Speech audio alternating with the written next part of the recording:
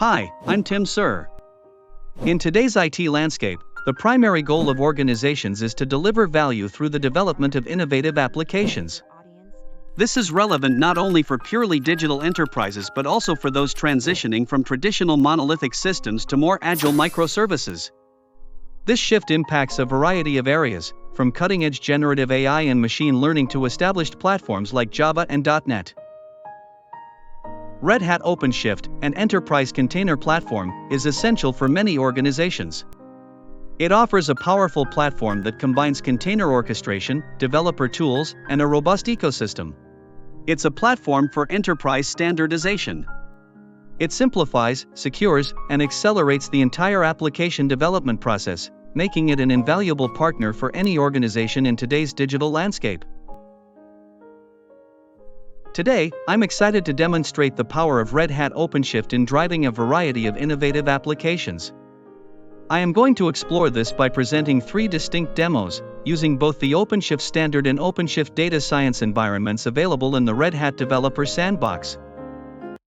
Let's begin our first demonstration, the Generative AI Knowledge Chatbot.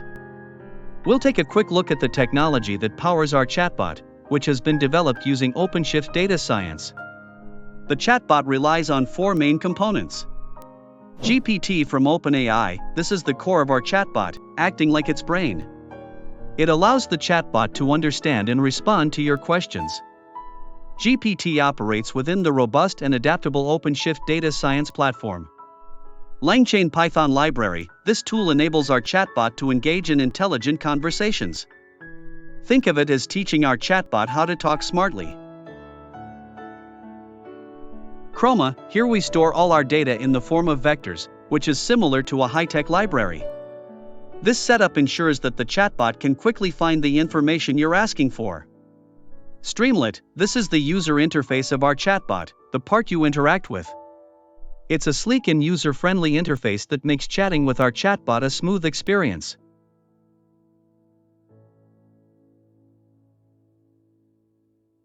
To demonstrate this, I used the Developer Sandbox for Red Hat OpenShift, a great tool for developers offering a free 30-day trial.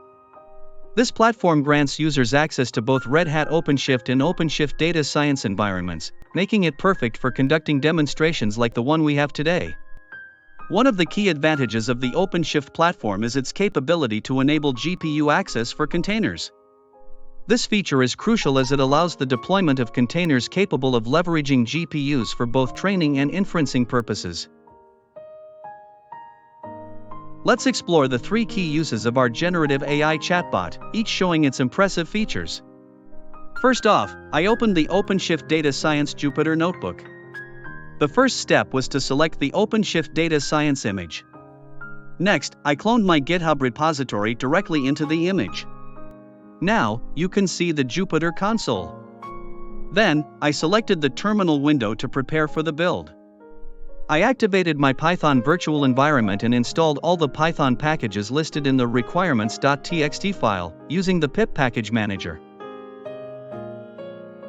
I ran the Streamlit application from the notebook using a private tunnel. Now, the Finance Chatbot application is open and ready for interaction. Then, I began my first use case by loading the Word document named 2024 Gartner Top Strategic Technology Trends ebook. I asked, "What is this document about?" The chatbot responded that the document appears to be about strategic technology trends, focusing on sustainable technology. It provides insights on strategic technology decisions and a framework for digital solutions to achieve environmental, social, and governance outcomes. The document is from Gartner Incorporated, a research and advisory company. For the second question, what are the top 10 strategic technology trends? The chatbot presented the top 10 list of technologies. In this demo, we explore a dataset sample_financial_data, encompassing financial metrics across 6 different industries. This dataset provided a comprehensive view of the financial landscape of these industries. Firstly, I inquired about visualizing the revenue distribution among these industries. In response, the chatbot skillfully generated a pie chart, offering an illustration of how revenue is shared across these sectors. Finally, to round off our financial analysis, I asked for a visualization of the industry's expenses. The chatbot promptly provided a horizontal bar chart, presenting a clear and comparative view of the expenses incurred by each industry. Each of these visualizations, tailored by the chatbot, offered valuable insights into the financial dynamics of the industries represented in the sample_financial_data dataset. Additionally, the finance chatbot is designed to operate within a Jupyter Notebook environment in Red Hat OpenShift Data Science. I can inquire about the specifics of a particular dataset, and the chatbot provides a response.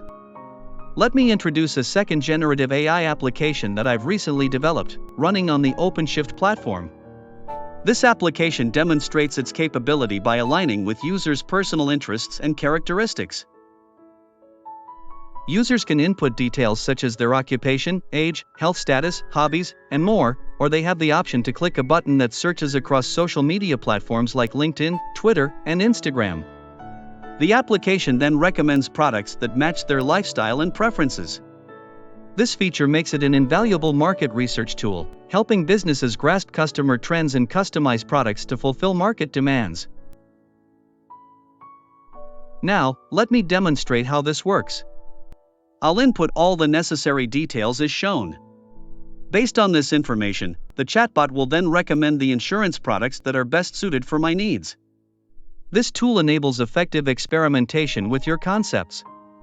For its development, I've employed language processing techniques and OpenAI models. It's currently still in the prototype phase. Many people choose for Red Hat OpenShift due to its robust features, security, and performance, and you might be considering it too. This second demo showcases the deployment of a microservice-based voting application on an OpenShift cluster. The application allows users to vote between two options, cats or dogs.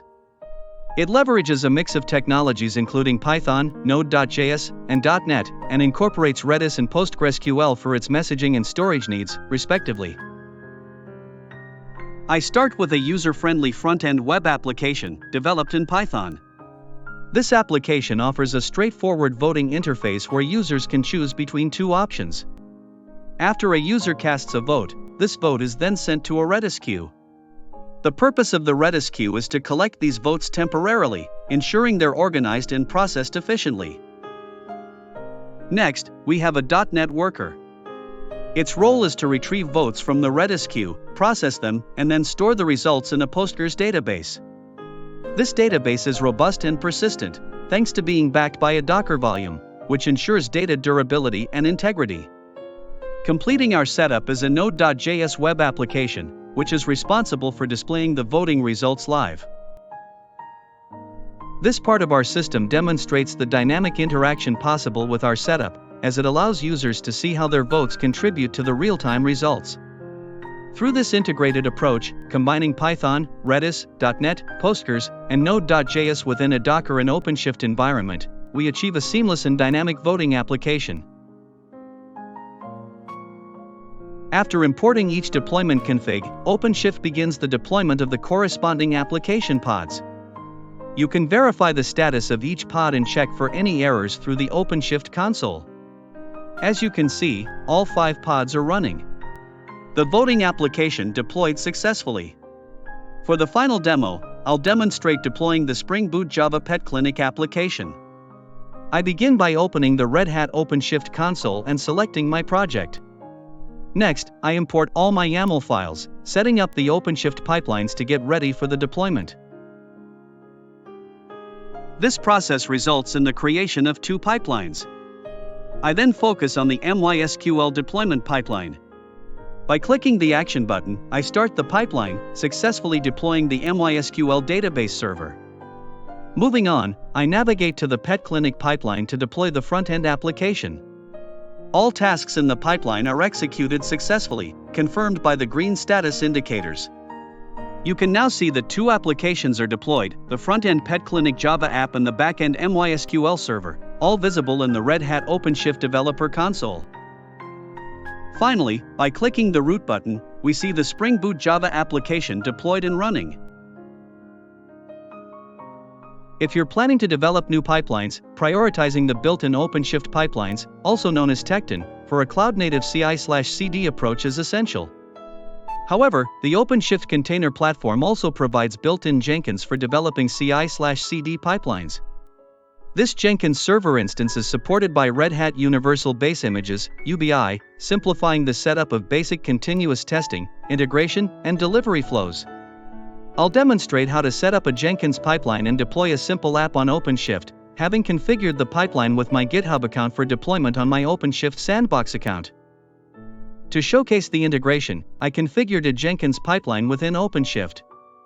This setup enables pushing updates to a Git repository, building a container image via Jenkins, and then deploying it on OpenShift.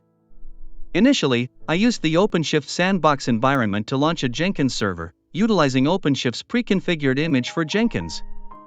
This was accomplished through the Red Hat OpenShift Developer Console. I navigated to the Add button under the Developer tab and selected All Services. I navigate to the Developer Console Topology tab and choose the Jenkins deployment. Once the deployment is complete, you'll see one pod in the running state, indicating the Jenkins instance has been successfully created. By clicking the link provided, the Jenkins console will open, allowing access to the newly set up Jenkins environment.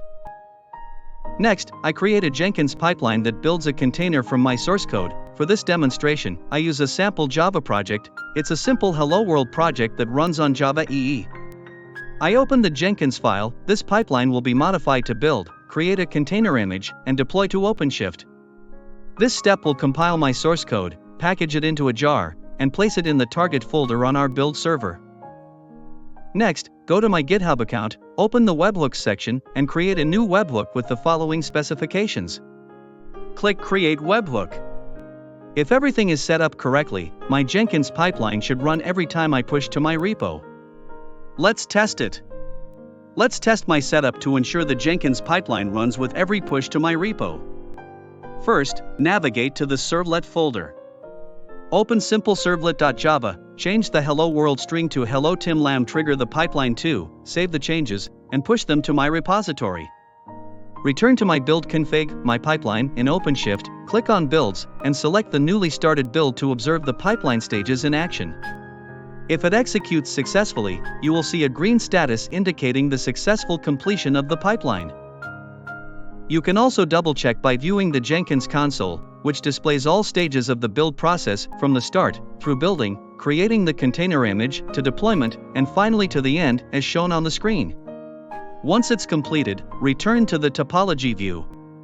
Click on the application named Hello World app and locate the root URL at the bottom.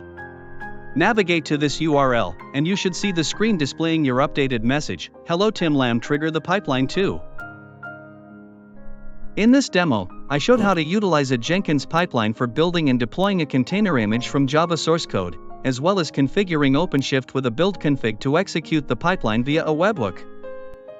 Throughout this demo, we've explored the vast array of innovative workloads that OpenShift support. We've demonstrated how effectively it can deploy applications using microservices in containers. Whether we use OpenShift pipelines or Jenkins pipelines, we've seen how flexible the platform is, making it easier to bring software from development to deployment.